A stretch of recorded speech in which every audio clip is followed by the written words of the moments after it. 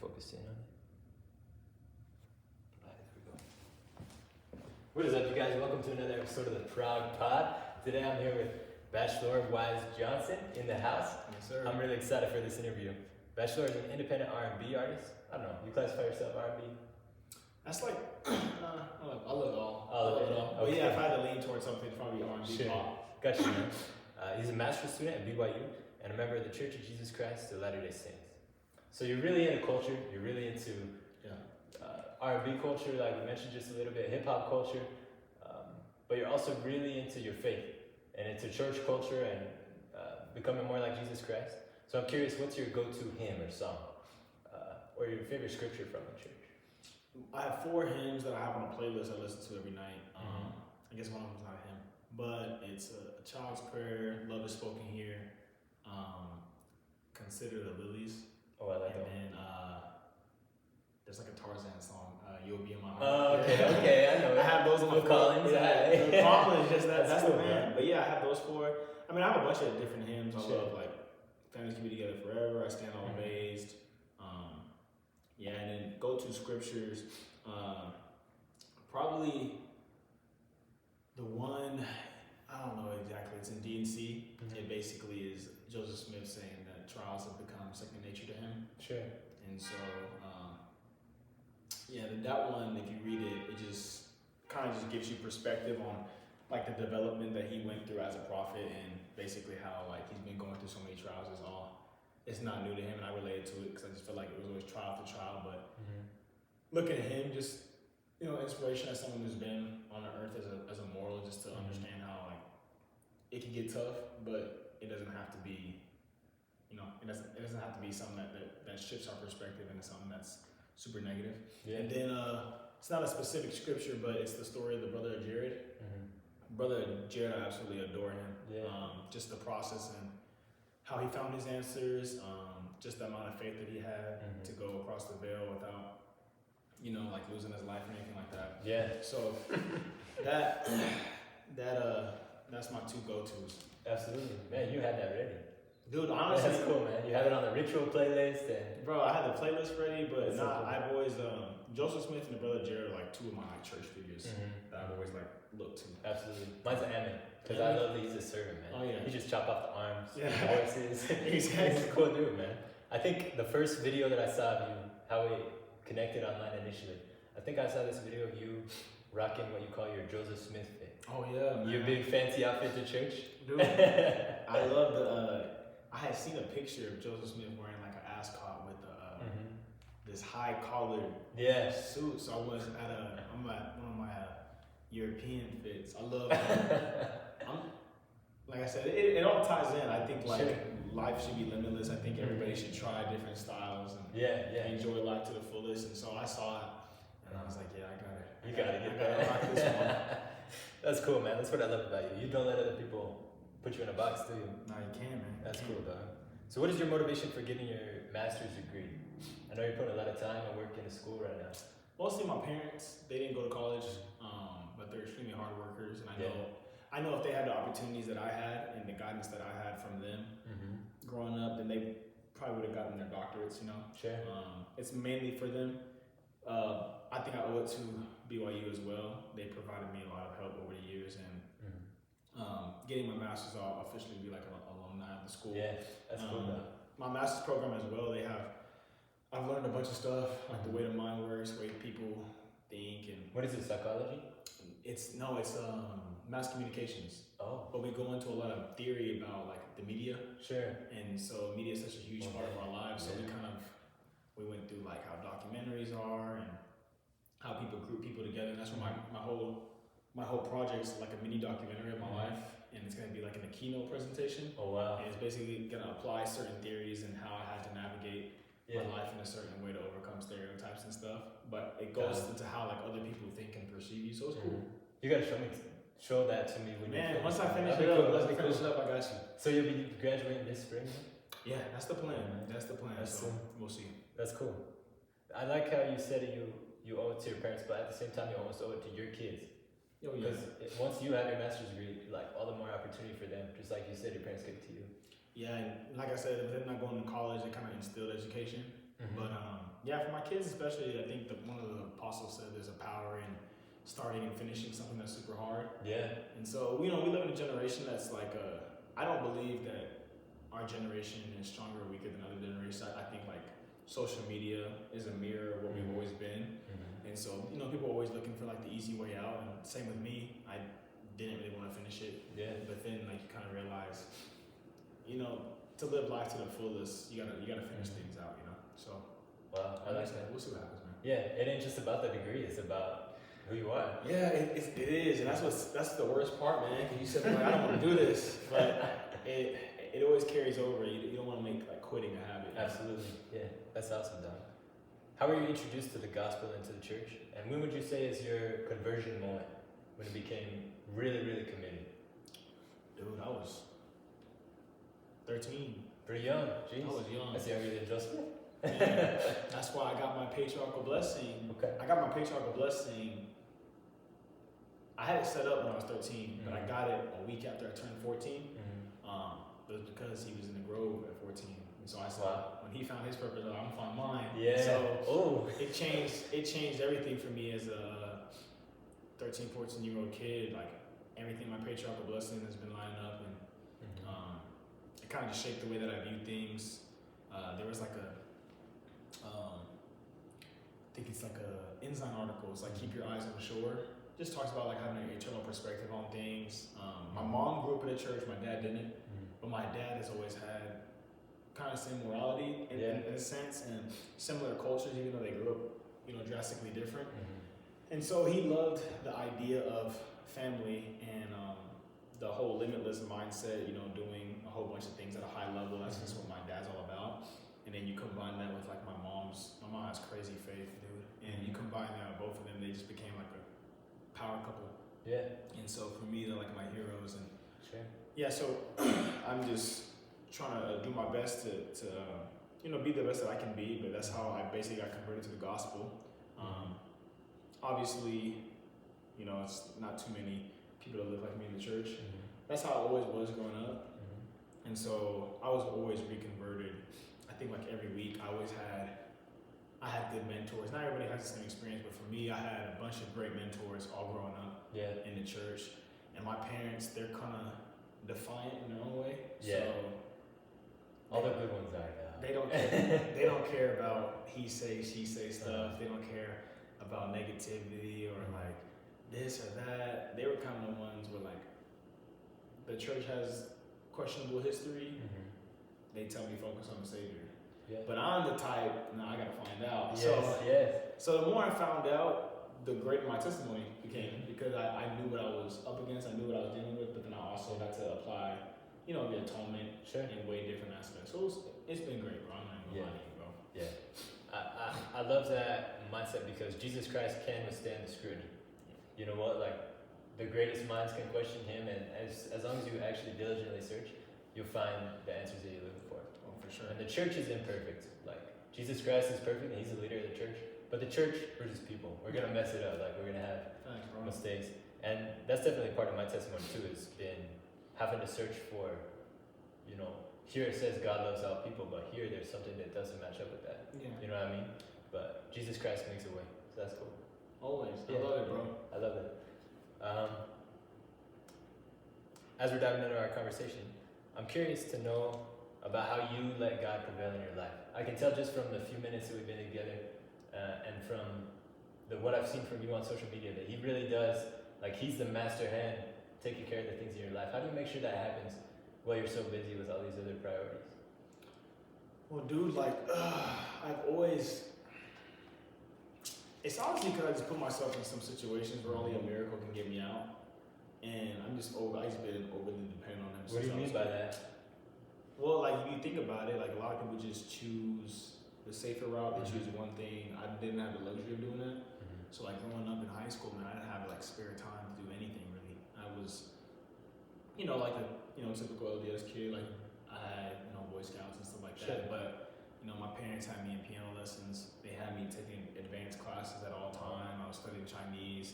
But my passions are music and football, so I'd be. So they really were giving you every opportunity.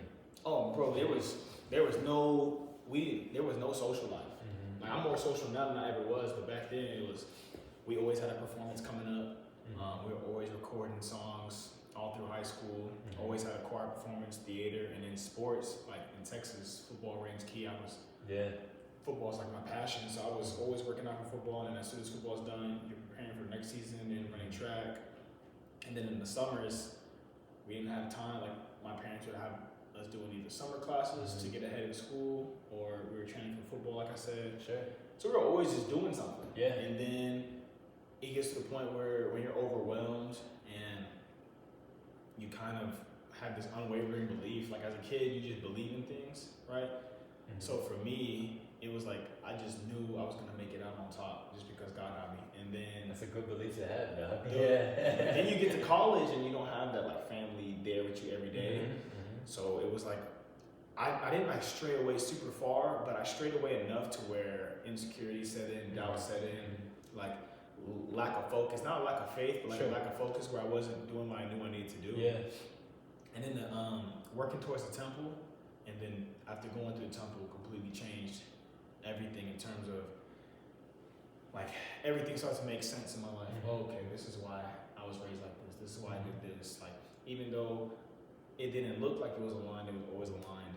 And you know, God is the master hand in everything. And for me, like right now is like the most crucial part of my life. I don't know what's gonna happen in the next few years. Yeah.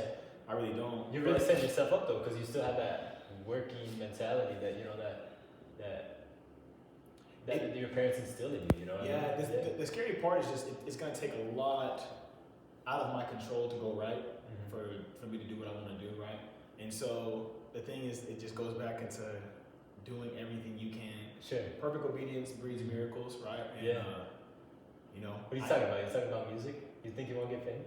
Man, it's Come on, Batchlor. Well, here's the thing, bro. It's the things that the world. You look at what trends in the world. Right? Yeah. It's like the gimmicks and I like morality, and you're not willing to do that just for the clout. Nah, God knows I'm not like that. I've never been built like that. I couldn't care any less. Yeah. And so for me, it's like the only way that you navigate yourself in is through things I can't control. Because there's certain things as like humans we're like non-negotiable. Like everybody has their limit. Yeah. I'll never sacrifice my morals like ever in terms of that kind of stuff. And I will never like not be myself or like deny Christ. Doug, I think that's the reason that you're going to make it. Hey, man. If this happens, I'll be. But like I said, I'm kind of. It's more or less as a member of the church, being a member missionary is something I'm super passionate about. So for me, if I just want a platform so I can prepare the kingdom. It used to be different. I used to want to change the world. Yeah. That's why I just like I'm gonna change the world. But in reality, that's Jesus' job. That's his job. That's not my job. And that's when that clicked. I was like, oh, all right, whatever you need me to do. I just hope it's something that I want to do. That's why I'm asking. Use me. Yeah. And so to be a vessel, I think is the biggest blessing. But to be a vessel and do what you love, I think that's the ultimate dream for everybody, And so for me to get to a position where I can have a platform and make a difference and do what I love, and obviously, you're good. And obviously, like get paid to do it. That's just a different beast. And so we'll see. But at the end of the day, like you gotta ask yourself, am I willing to put in the work? Because I always say, God won't give you more than what you can bear in terms of like trials. But He also won't bless you more than enough than you can not only handle. Be a righteous steward. Exactly. Be appreciative of it as well. So I know there's like no one ever gets to heaven without going through hell, right? And so for me, it's you gotta be. I think as when I was younger and more naive, I was ready to do anything just because I didn't know anything. But when you know it's coming, it's like stepping foot in that water. Like the first time you run a mile, okay, but then when you get ready to run it the second time, you're like, oh dang, this is hard. So dude, I'm ready. I can tell you have a phenomenal understanding of progress, which is what we're talking about here today, man.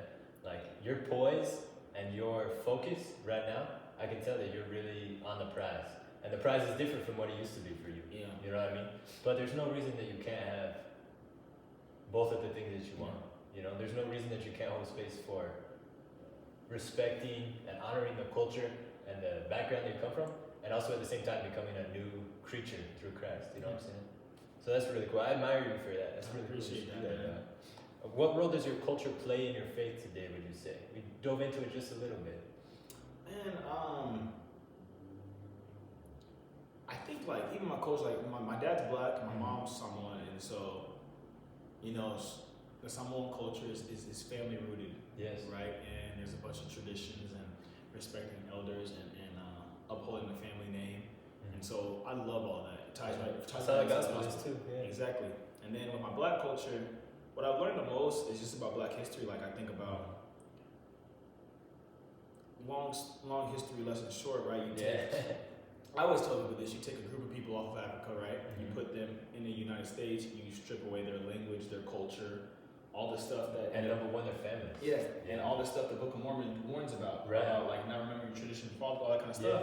So they do all that to them, and then, like I always tell you, what's the most influential culture in the world? It's black culture. But black culture is the youngest culture in the world because it was made in the 1800s, 1900s, and recreated. Yeah, exactly.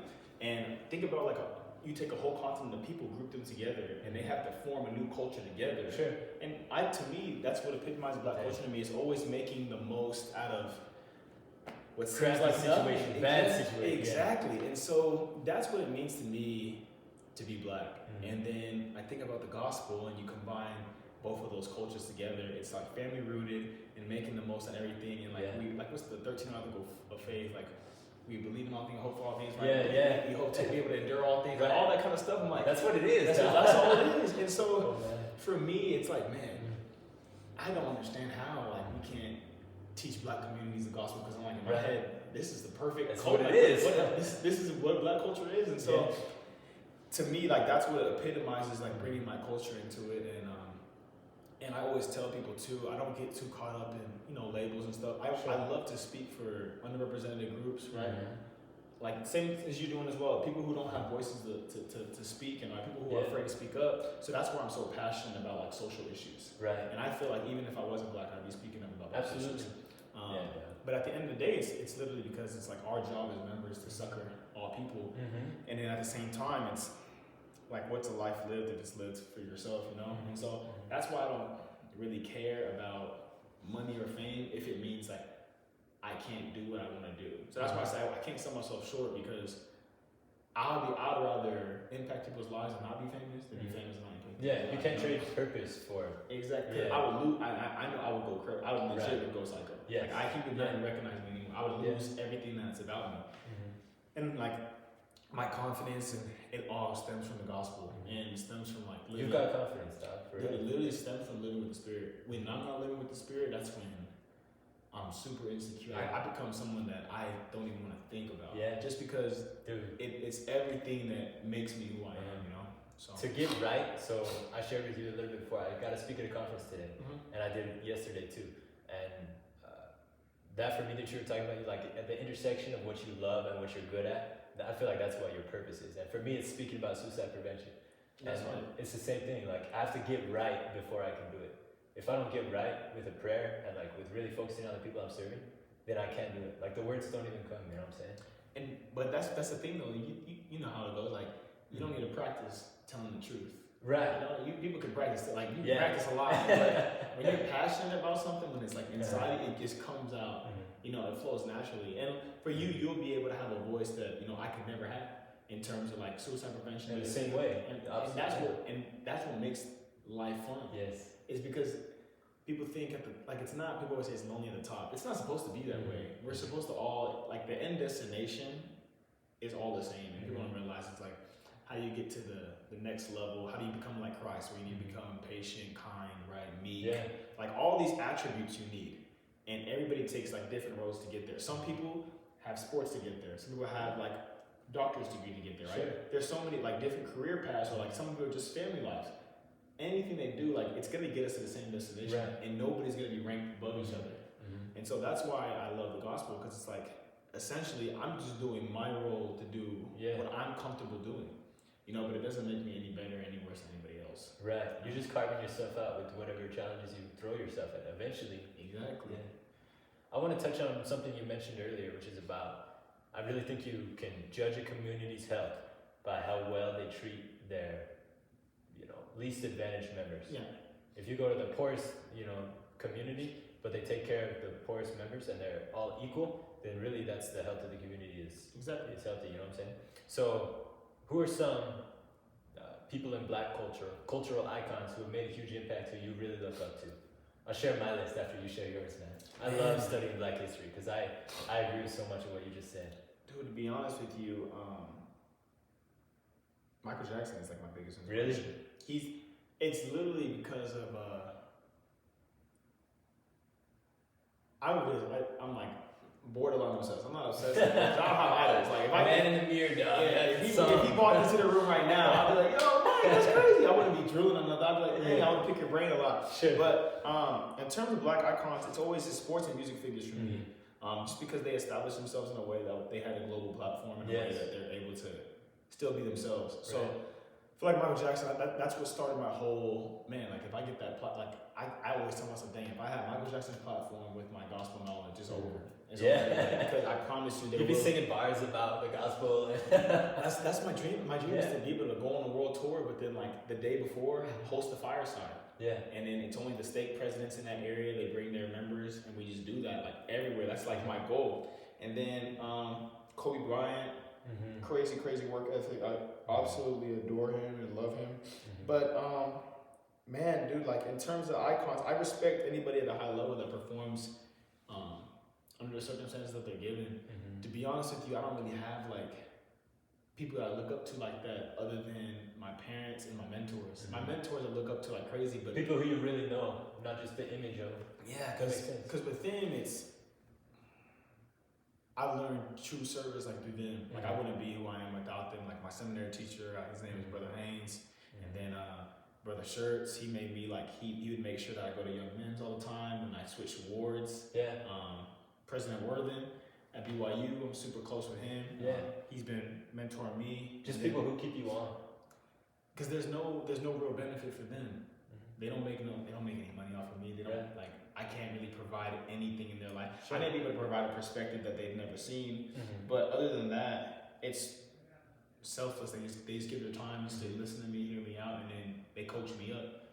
And so stuff like that, I look up to people that have great work, that are great at their craft, because it tells me about instills hard work. But I didn't need to look any further than my family to do hard work. But I'm super passionate about everybody getting their fair shake and fair due in terms of giving them their credit where credit's due.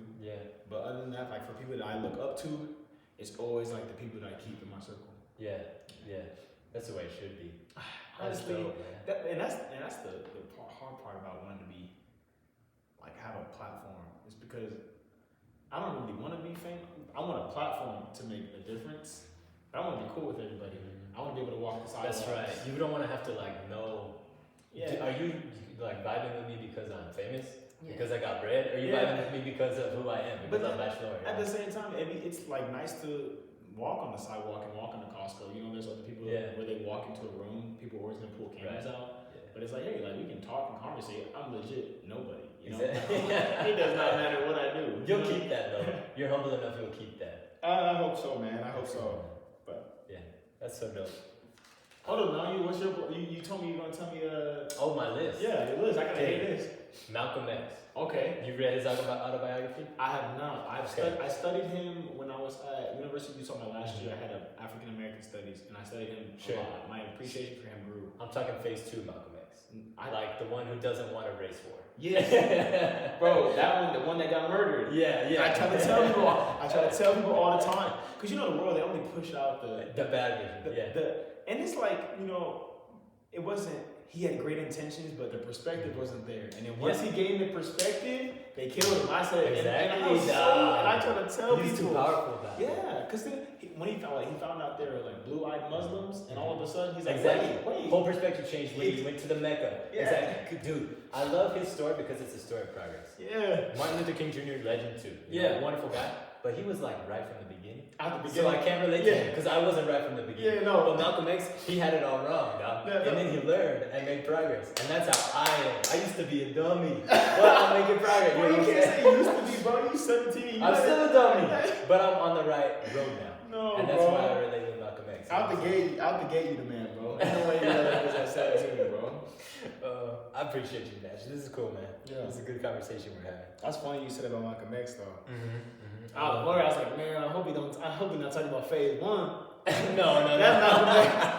That's not that Malcolm X gonna get us in trouble. is, how can we seek an honest and real relationship with God? You talk about having to separate sort of church history and church culture, which can sometimes be negative and straight up false, with actually connecting with God and the way that He feels about you. How do you do that? Dude, you can't know God until you know yourself. Knowing God is constantly stretching you, because to know God you have to know His commandments, and you have to live them, you have to try it out. And I love how the scriptures say experiment upon the word. Oh, you got to, you have to, and that's what I'm saying. It's those who have experienced the most trials are those who have the potential to be the closest to God as possible. And it doesn't have to be anything drastic. We don't have to live in crazy circumstances to be able to do this.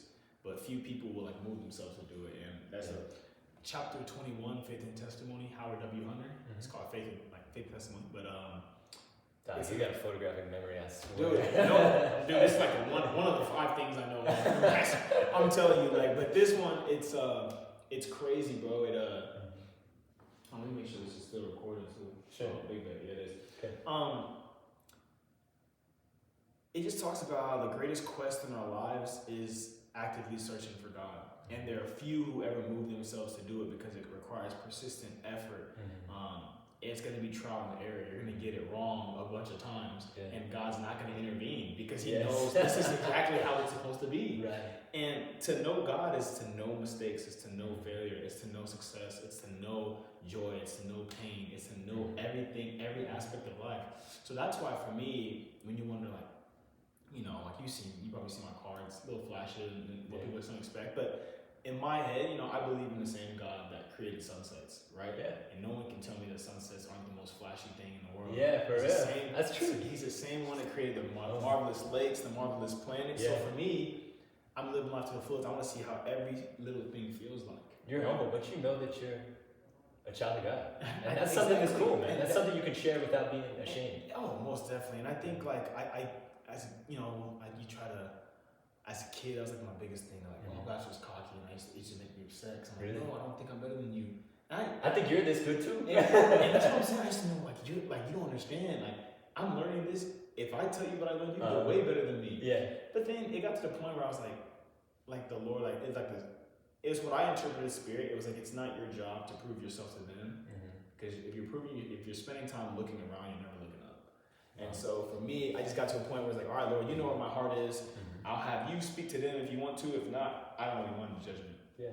And so it got to the point where I was just you gotta live life to the fullest. And then in terms of getting to know God, that's the only way you know how it is. Because for me, that's what makes me nervous. It's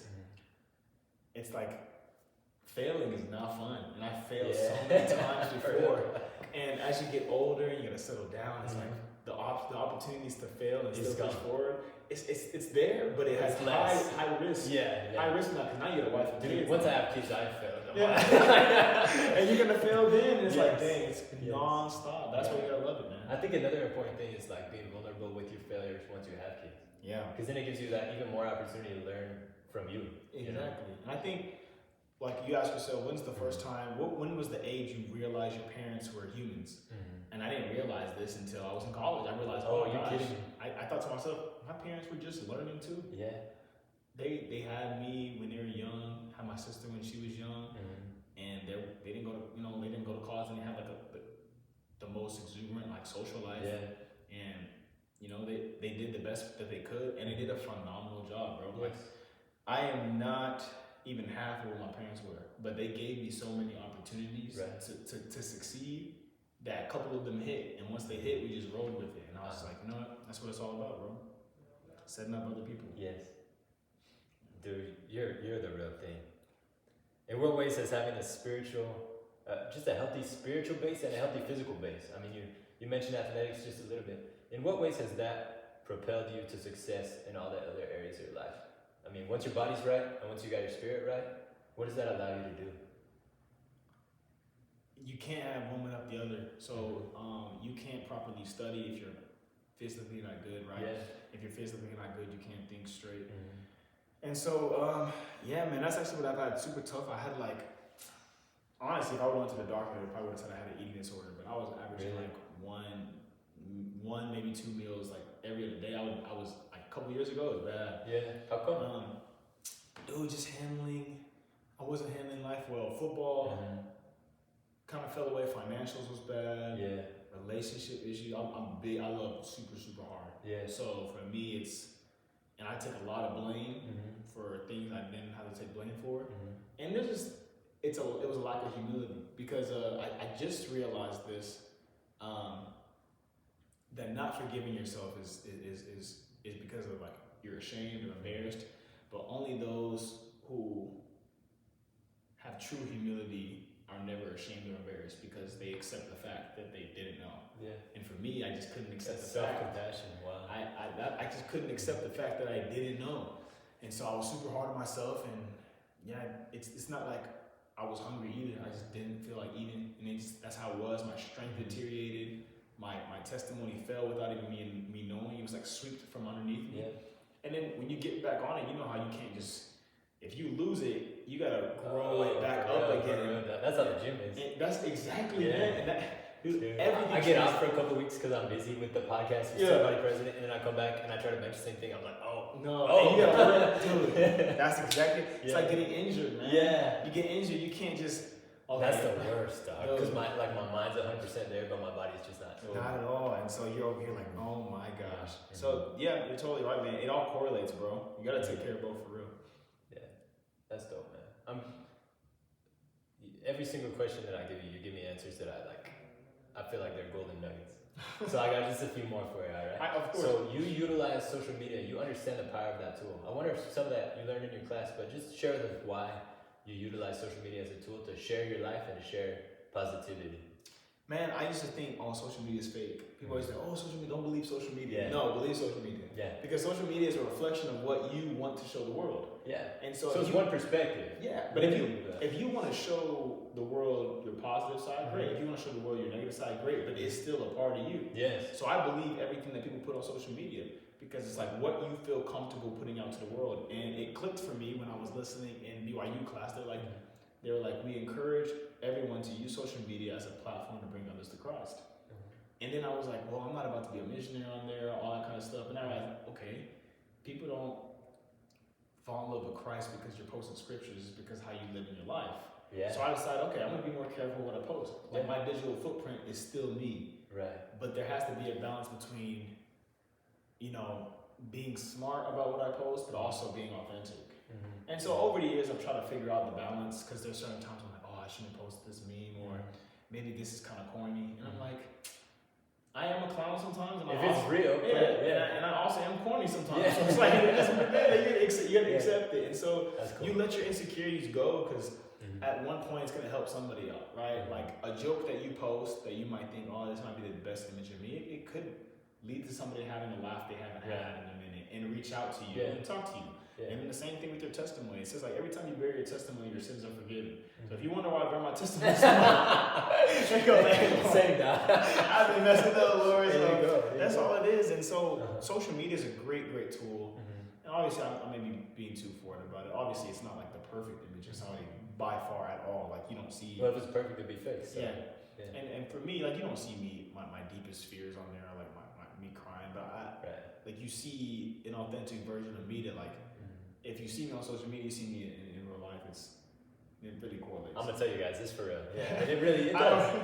There's no point. When you realize that you ain't that important. That's why I told you, like, bro, you ain't that important. They got different your mistakes or your successes. Yeah, exactly. Y'all gotta follow Batchlor. So what would you say to those who don't feel good enough? I think you have a profound understanding of this. To who? That's you felt that. That's what I'm saying. Like what? That's what I realized. Like to who? Like you're not good enough to who, man. If you're basing it off yourself, you don't know everything. You're basing it off your teacher, your coach, your friends, your parents. They don't know everything. Yeah. You ask God if you're good enough. What is He gonna say? The person who's created everything. The person who created everything, and that's where the lack, bro. Anybody who says, I'll tell you this. The person who's flamboyant, I'll say that they're more humble than the person that thinks they're not good enough. Because this is the one I say, I'm telling you, humility is the person like that understands like the only perspective that really matters is God's perspective. And so when you think like someone says, "Oh, I don't think I'm good enough because that's how I feel about me," man, it don't matter what you feel about you. Oh my gosh, so that's why I say, bro. And the reason why I say that because, bro, I'll be like sad boy in my bed, like I don't know if I can make it, and I just get a thought in my head. It doesn't matter what you know. You don't know anything. You've only been conscious for 24 years. Meanwhile, God's been conscious for millions. And if He tells you you're good enough, what is there a question? And I still go through that. Like I went through that last night. Just sitting myself like, why am I working so hard towards these goals? It's like there's no point in doing it. Like the work's gonna be done anyways. God's work's gonna be done anyways. And what's my point? And then God says, what room do you have to speak right now? You do what I tell you to do. And so I thought, you're right, my fault. Let me get back to sleep. Because bro, that's how Satan will get you. That Satan will get you with like you're not good enough. But in reality, it's like you've always been good enough. And the crazy part is, you're good enough, but you're not at your best. So it's understanding, hey, I'm not at my best, but I am good enough to keep going. It's about progress. Exactly. And you gotta keep going. And that's what I'm saying. Even in relationships, people wonder like, oh, they say it was talking about marriage, and it was like, if you think that it's taking forever, then good, because it's supposed to last forever. It's supposed to last forever. That's exactly. So I'm sitting over here like, oh, okay, my fault. You're 24, man. You're still young. I know. Things don't work out for you. Even when you're, I told my mom's almost 50, and I was like, she's still learning, and I'm like, this is the greatest woman on earth to me. She's still learning. Who am I to think? Who am I to think that I should halfway? And so, dude, humility is understanding this is all a part of it. So, and it doesn't mean you can't be sad, right? Because God will comfort you in your sadness. Like, you should have friends to be able to be there for your family that understands you. You should never, ever run away from those negative feelings.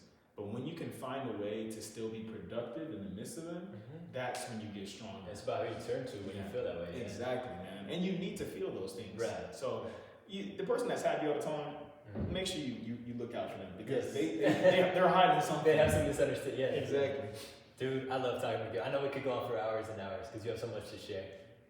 But you're sharing it with your life. Like you said, it's not about the words that you say. It's about, at the end of the day, it's about you doing what God says. And the relationship that you have with Jesus Christ, that nobody else knows how good it is. Nobody else knows how it works. But that doesn't matter. It's about you and Him. So that's cool. And I can tell that you're really in a position where you're making progress towards that every single day. And you might have imperfections, you might have, mistakes, but you're humble enough and you have work ethic enough, and respect enough to keep going, that nothing can stop you, man. Nothing can stop you. Man, how you 17 years inspired me? By the time you're 24, bro, they might have to lower the age limit for president, man. Oh my gosh. I'm being this. I'm gonna send you a text around 24. We'll do another episode, you'll find out. I'm still not there. No, bro. Okay, final question, Batchlor. What does the phrase "progress is possible" mean to you? Man, that's like the ultimate line of hope, man. Just to know that, I think for anybody, just to know that their goals are possible is a blessing in itself. Because when you lose hope when it's not, when you think it's not possible, like people lose hope in pursuing a career path when they feel like the door's shut. They lose hope in a relationship when they think that things can't be fixed. But when there's when you say progress is possible, that means that's light at the end of the tunnel that you can see. And I think that's perfect. Progress is possible. Progress is expected. Like progress is everything, man. That's the whole essence of living, bro. Like progress is, that's it. Thinking limitless. There is no end. There is no end. Like what's the? Oh my gosh, the hymn. If you can have a whole cola. If I can have the cola, yes. The one no end to. Yeah. There is no I'm end not to gonna life. sing it. I was about to start singing. You sing sing it. Hey, no, but there is no end to progress. There's no end to light. There is no end to the beginning. There is no end to God's. And that's like the whole point of everything, to become God. So that's where we're at with it, man. Absolutely, dog. Thank you so much. This has been Batchlor of Wise. What's your last name, dog? Batchlor Wise Johnson. I just met you. The fourth. You guys gotta follow this guy up. You're gonna want more. All right, appreciate you, man. You're the man. Thank you so much.